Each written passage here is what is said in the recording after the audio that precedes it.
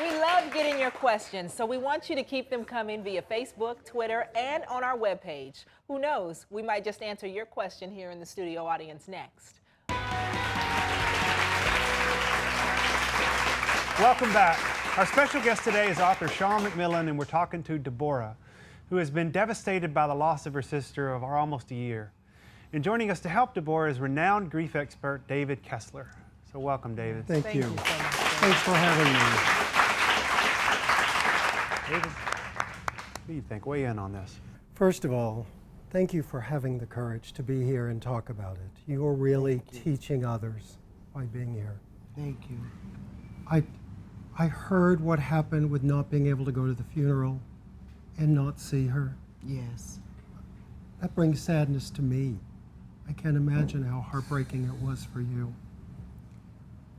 You didn't get to say goodbye. Right now, go to your heart. What would you want to say to her? I would say thank you for being a big part of my life. Thank you for being my angel. I love you and I'm going to be okay. I believe when we say that sincerely in our heart, she can hear that in hers. And to take that in. And as you, I love that you really did that and felt it, because we could feel it. As you take that in and move forward, your sobriety is going to be your #1 priority. Yes. And as you think about that, the way to truly honor her life and her memory, is to honor yourself by taking care of you. And I have 3 thoughts as you move forward. The first one is, share your feelings just like you're doing now, whether it's in 12-step meetings, with friends, with trusted loved ones, whoever that may be, the clergy. Second thing is, I love that you're wanting closure. Closure looks different than we think. You're never going to change your thoughts around your sister. You're always going to miss her. You're not going to close that chapter. So we don't get over loss like a cold.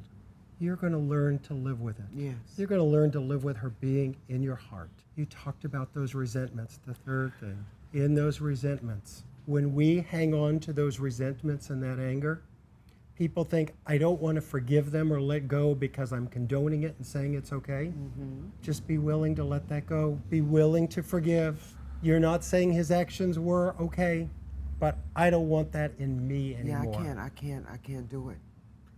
I can't do it because it's weighing me down. I'd like to help you with that. Thank you. Would you be willing to accept this help? Yes. You deserve that.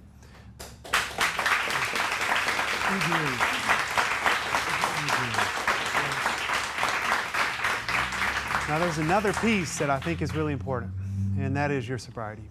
I think that was well said. If you don't have that online, there's not much else you can do because you can't show up. But I believe you need some support and help with that because you're in a pretty vulnerable place with this early stage of grief. Yes. And so we brought somebody here to help you with that piece as well. Okay. And B.J. Hickman is here, who is a dear friend of mine, a pillar of the recovery community out here, but also incredibly well respected in the addiction treatment community.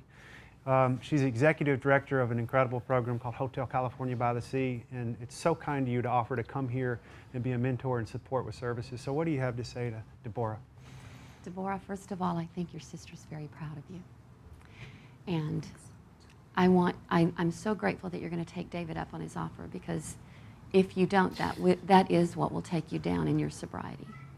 I would like to offer a couple of things to you. I don't know exactly where you are in your sobriety, so I do want to connect you with some women in this community who have long-term sobriety that can come along beside you, and they can hear you feel your pain out loud, which you need to do to get healing.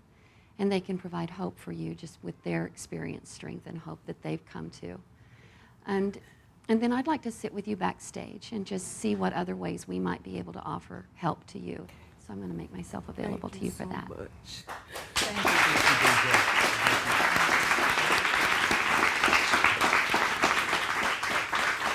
Deborah, can you tell us a little bit about where you are in all of this? I know that this has been a lot, but where are you at in all of this right now, in this moment? I'm a bit overwhelmed. That's where I am. I'm in a place where right now I'm just over. The scriptures say that we are more than conquerors. Yes. And it's a strange word, more than conqueror, because a conqueror is somebody who set out to do something and they did it. That person is a conqueror. Yes. But a more than conqueror is somebody who set out to do something and they fell down and hurt themselves, or they got lost and they lost their job. Right. And their car got repossessed. But they ended up at the place they decided to get to. The first person is a conqueror. The second person who went through hell to get it, she's more than a conqueror. And that's what you are. Yes, Well, thank you for showing up. You did a great job. thank you. Thank you. Thank you. We'll be right back with more right after this. Stick around.